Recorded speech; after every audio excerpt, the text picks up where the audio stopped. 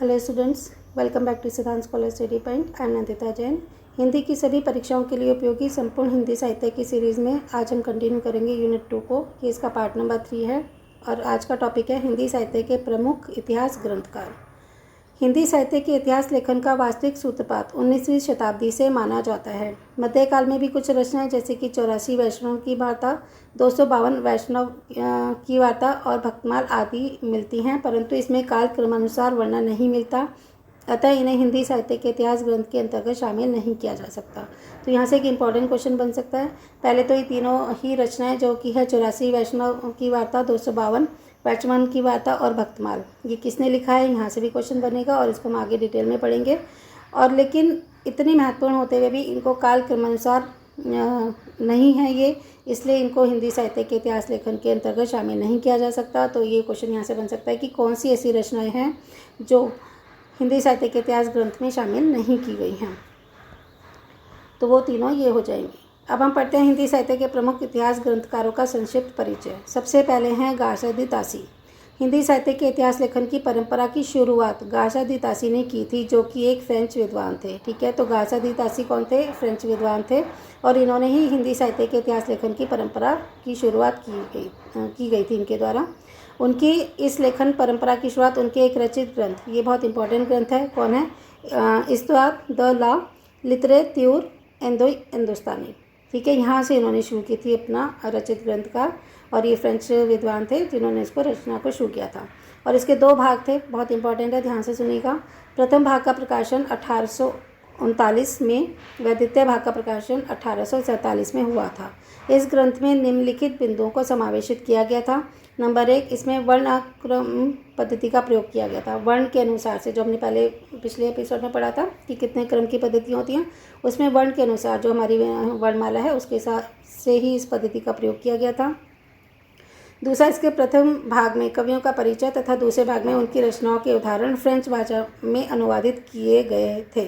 ठीक है, तो क्या है, पहले भाग में पहला भाग हुआ था 1849 में प्रकाशित, उसमें तो कवियों के परिचय था, और दूसरा भाग था 1847 में जो प्रकाशित हुआ था, उसमें उनकी रचनाओं के उदाहरण दिए गए थे और वो फ्रेंच भाषा में अनुवादित किए हुए थे। इस ग्रंथ में उन्होंने हिंदी और उर्दू कवियों को एक साथ रखा था, उन्होंने कोई सेपरेट नहीं किया था, हिंदी और उर्दू कवियों को एक साथ ही रख लिया था। इसमें 783 कवियों या लेखकों का वर्णन है, जिसमें से 72 कवियों का संबंध हिंदी से है, तो बाकी जो बचे वो सारे के सारे उर्दू कवि थे। इस ग्रंथ के आरंभ में 100 पृष्ठों की विस्तृत भूमिका देकर शब्दों का और विचारों को स्पष्ट किया गया था। तो ये भी पूछा जा सकता है कि कौन सी ऐसी कृति थी जिसमें 100 पृष्ठों का विस्तृत भूमिका थी, तो वो थी गार्सदी तासी द्वारा लिखी गई रचित ग्रंथ इस्तवाद द लिटरेत्यूर हिंदुस्तानी। ओके, इस ग्रंथ का दूसरा संस्करण 1871 ईस्वी में 3 खंडों में प्रकाशित हुआ था। यह संस्करण पहले संस्करण से भी विस्तृत था। ठीक है, तो क्या है, देखो, पहली बार ये प्रकाशित जो हुई थी वो 2 में प्रकाशित हुई थी, लेकिन संस्करण दूसरा कब निकला? संस्करण एक बार जब चीज़ें छप जाती हैं उसके बाद दूसरा संस्करण निकाला था, वो निकला था 1871 में। तो यहाँ से क्वेश्चन पूछा जा सकता है। यद्यपि इस ग्रंथ में अनेक त्रुटियां हैं, जैसे कि काल विभाजन का कोई प्रयास न करना, कवियों का काल क्रमानुसार वर्गीकरण न करना तथा युगीन परिस्थितियों का विवेचन न करना, तब भी इस ग्रंथ को हिंदी साहित्य के इतिहास लेखन की परंपरा में प्रथम ग्रंथ होने का गौरव प्राप्त है, क्योंकि इस ग्रंथ में पहली बार हिंदी काव्य के इतिहास को प्रस्तुत करने का प्रयास किया गया था। तो अनेक त्रुटियां हैं इसमें, जैसे कि ना तो कालक्रम है, क्योंकि वर्णानुसार हमने इसको उन्होंने किया था। दूसरी बात है कि कवियों का कालक्रमानुसार वर्णन भी नहीं है, युगीन परिस्थितियों का विवेचन भी नहीं है, तब भी इस ग्रंथ को हिंदी साहित्य के इतिहास लेखन की परंपरा में प्रथम ग्रंथ होने का गौरव प्राप्त है। तो क्वेश्चन यहाँ से भी बन सकता है कि इतिहास लेखन की परंपरा में प्रथम ग्रंथ होने का गौरव किसे प्राप्त है? वो है गार्सदी तासी द्वारा लिखित ग्रंथ। ओके, तो यहाँ से क्वेश्चन ज़रूर आता है गार्सदी तासी में से, इसलिए बहुत ध्यान से सुनिएगा, फिर हम इसे 1 मार्कर में भी कन्वर्ट कर लेंगे।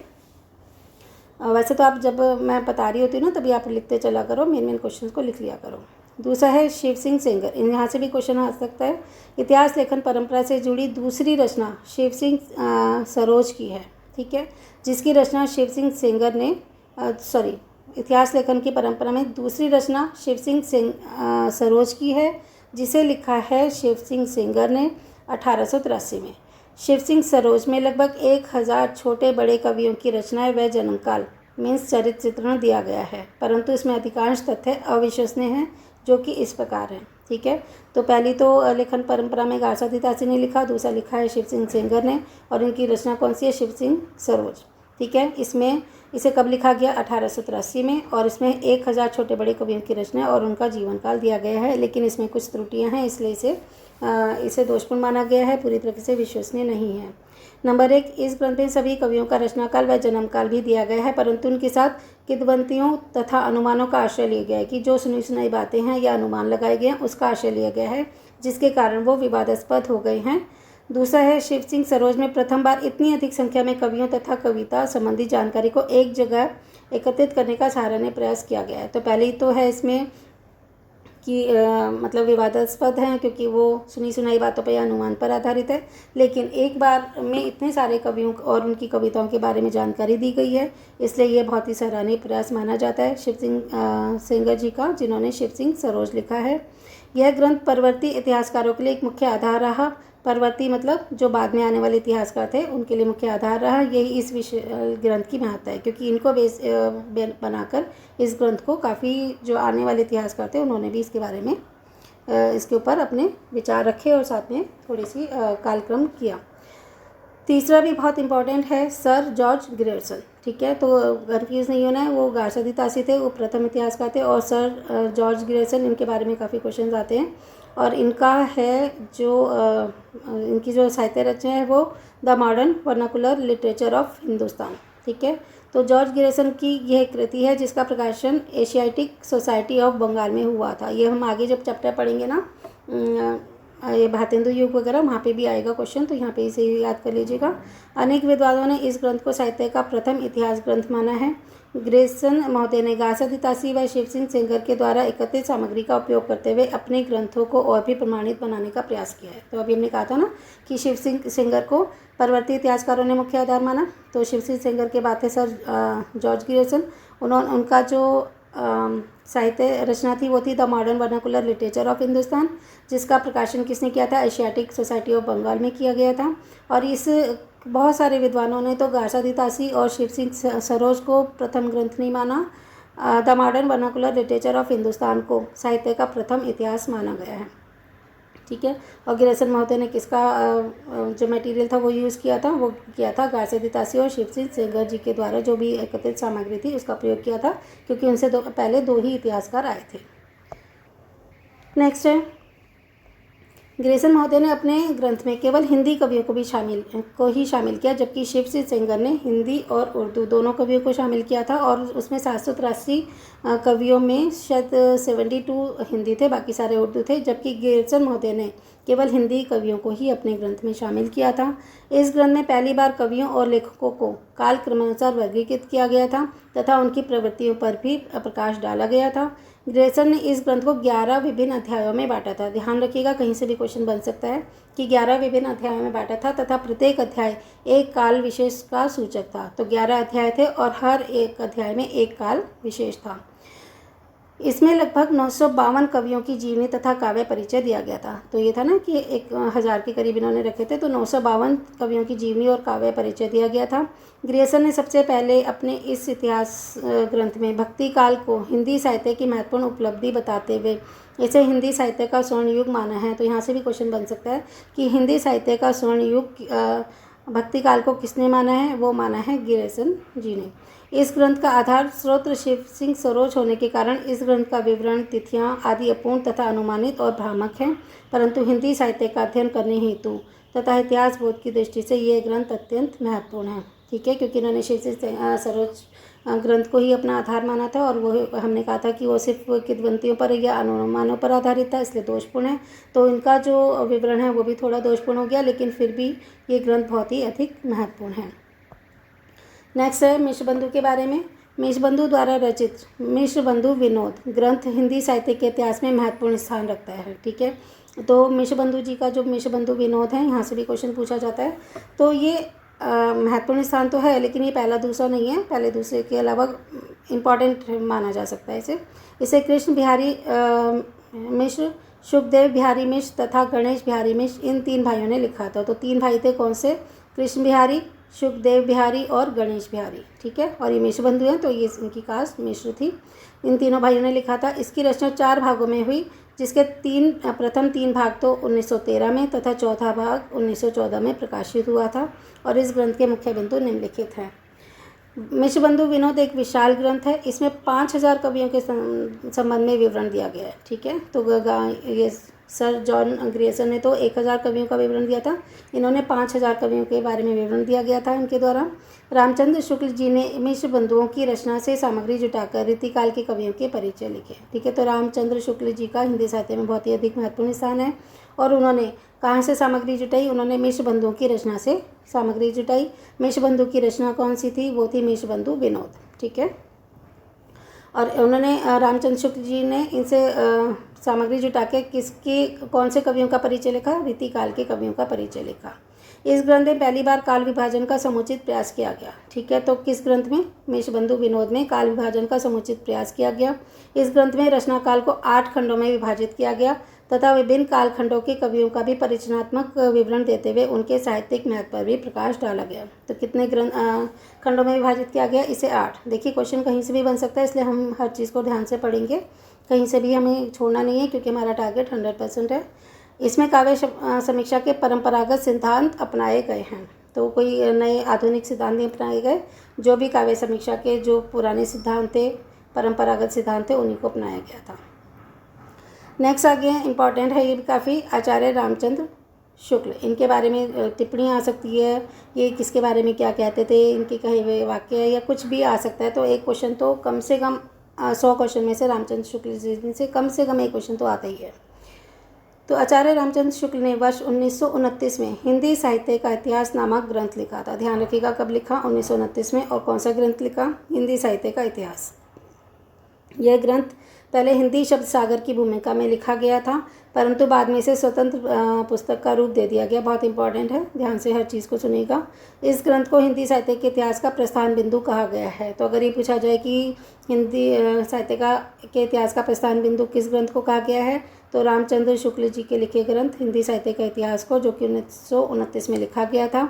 और ये ग्रंथ पहले किस में लिखा गया था? वो लिखा गया था हिंदी शब्द सागर की भूमिका के रूप में। बाद में लेकिन इसे स्वतंत्र पुस्तक का रूप दे दिया गया, ठीक है।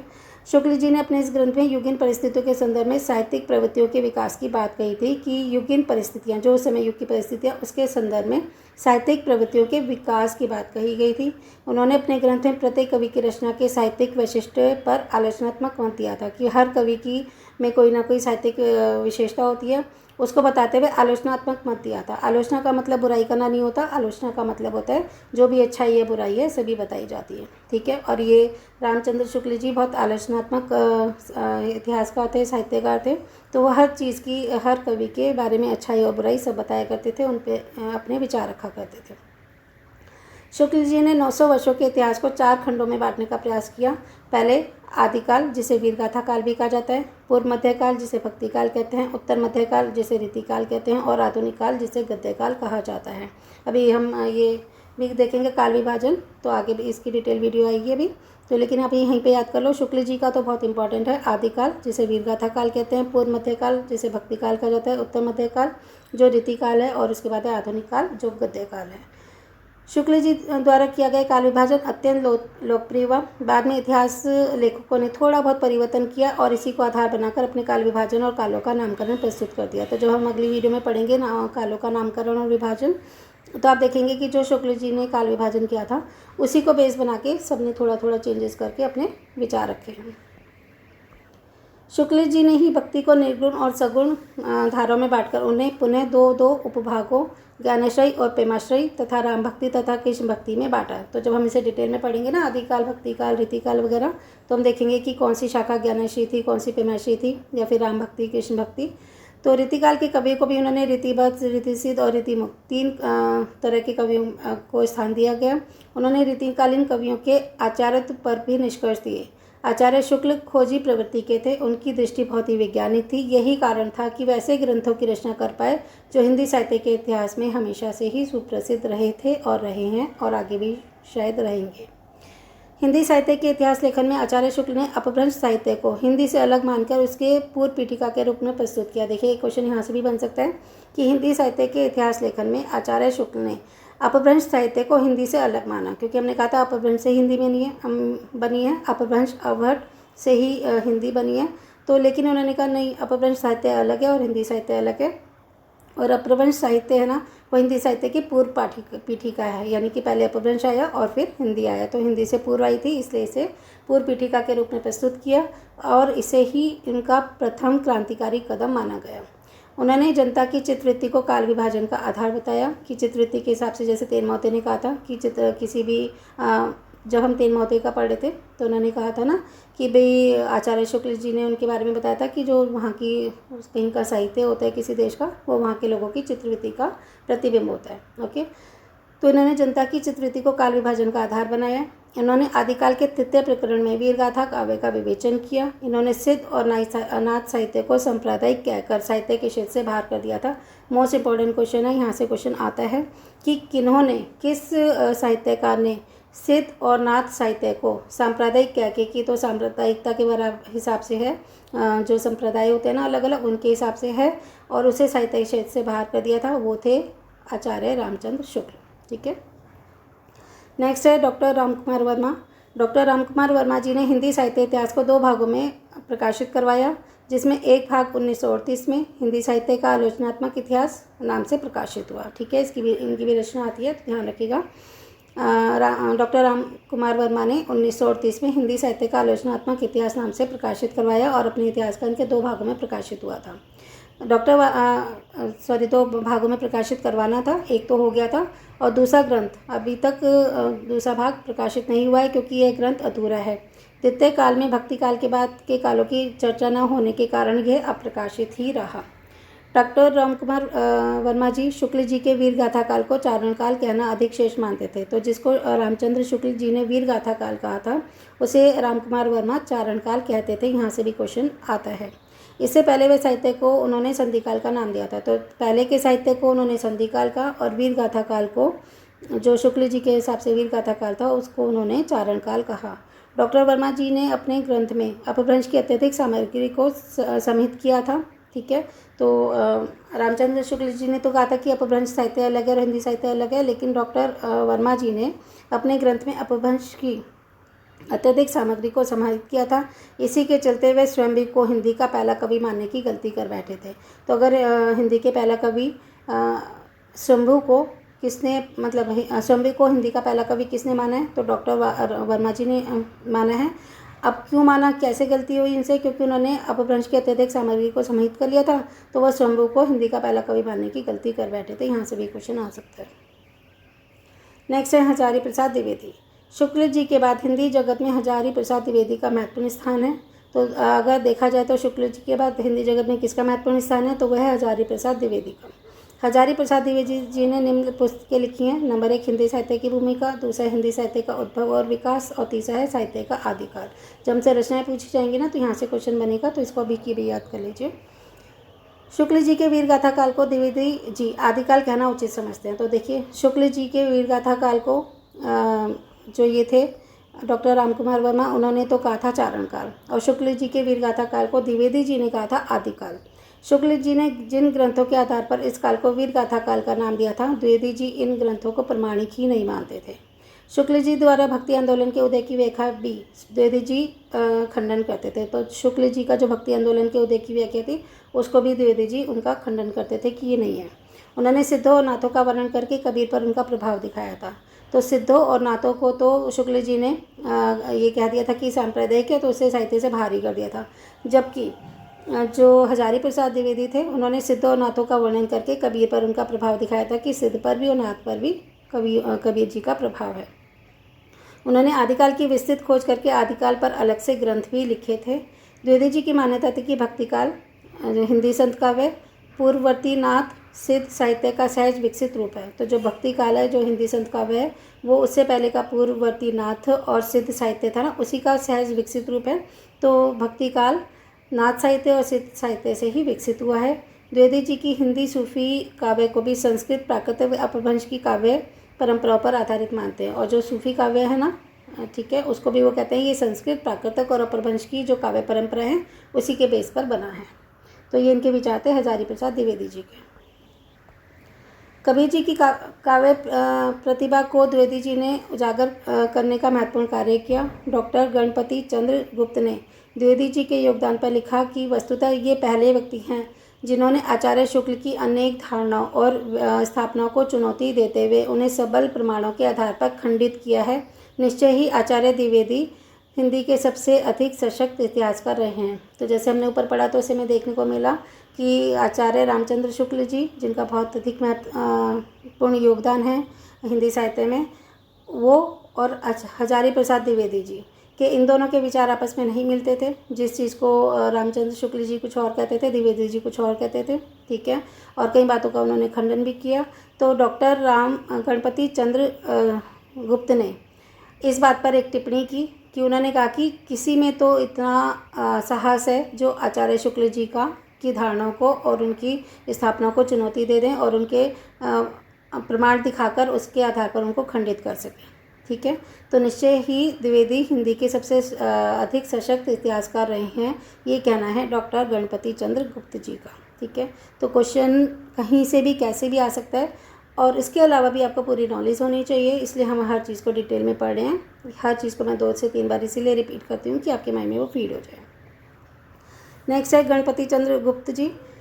गणपति चंद्रगुप्त ने हिंदी साहित्य के इतिहास लेखन की परंपरा में महत्वपूर्ण योगदान दिया। गुप्त जी ने सन 1965 में हिंदी साहित्य का वैज्ञानिक इतिहास को 2 खंडों में लिखा। इसमें उन्होंने निम्नलिखित तथ्यों को समावेशित किया। तो ये हमें सबके नाम याद रखने की किसने कौन सी रचना लिखी, किस सन में लिखी। तो नेक्स्ट वीडियो में हम इसकी पूरी टेबल में पढ़ेंगे, तो इसमें सबको एक साथ ही लिखा गया है।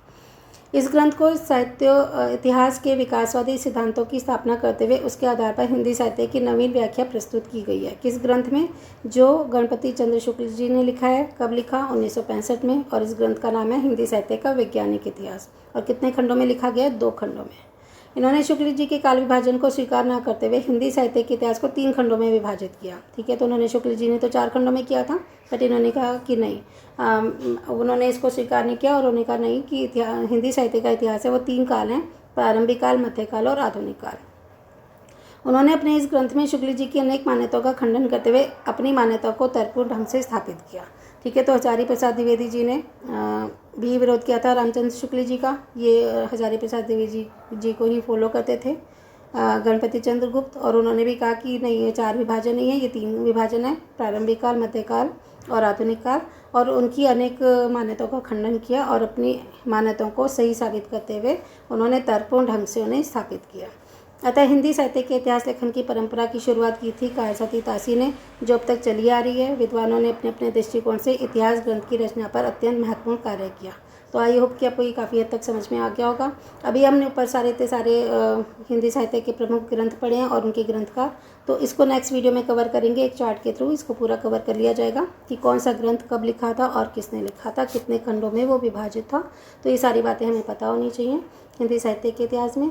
और ये जो वीडियोस हैं ये हर तरह की प्रतियोगी परीक्षाओं के लिए उपयोगी हैं, चाहे वो यूपीएससी हो, एसएससी हो, सीटेट हो, यूपीटेट हो, बीएड, एमएड वगैरह सबके लिए है। तो अगर आपको संपूर्ण हिंदी साहित्य पढ़ना है और पूरी व्याकरण पढ़नी है तो हमारे चैनल पर विजिट कर सकते हैं। चलिए मिलते हैं नेक्स्ट वीडियो में। Thanks for watching.